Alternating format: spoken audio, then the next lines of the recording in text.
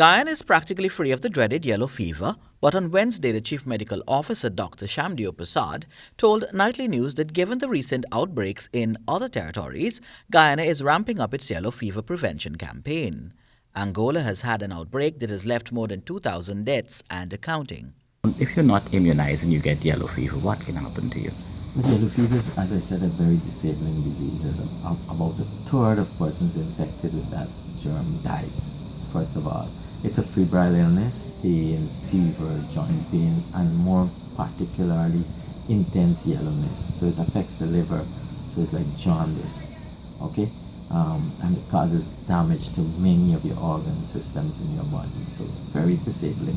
I mean, Ebola is about 40% fatality. Yellow fever is up to 35, almost 40, just as bad.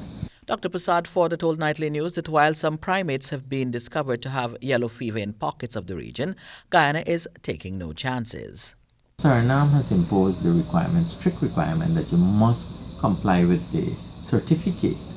So if you have had a vaccine in the last 10 years or in your lifetime, and you have the card, please bring it to the Ministry of Health or one of the vaccine centers in the region, where you can now be issued with the yellow fever certificate, which you carry along with your passport when you're traveling to Suriname, Brazil, or any of the countries that require. But if they don't? If you don't, you're likely that the country can refuse your entry. All right? Mm-hmm. The airlines have also been taking precautions not to put people on flights to these countries because it's their liability. They carry somebody, they have to bring them back.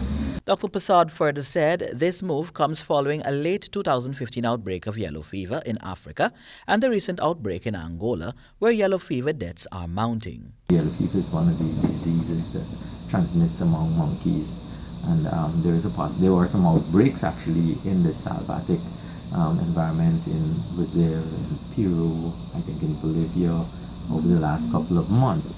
So that's happening. That's a risk.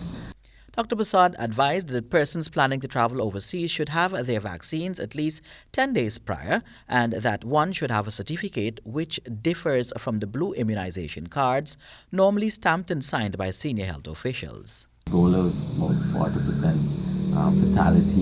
Yellow fever is up to 35, almost 40, just as bad, right? So we don't want to take chances. The other thing is that, Guyana, as I said, has prime conditions. If something like that gets here, it will spread. So we don't want to have the introduction of yellow fever into any of our urban areas, definitely at this point in time. But we have not won the fight against the Aedes mosquito. There are very many of them around, and they can carry this germ, like they're doing with chikungunya, Zika, and dengue. The yellow fever vaccine is being offered at the Vaccine Center of the Health Ministry, as well as several regional centers and a private sector site at the St. Joseph Mercy Hospital. Mondale Smith, HGP Nightly News.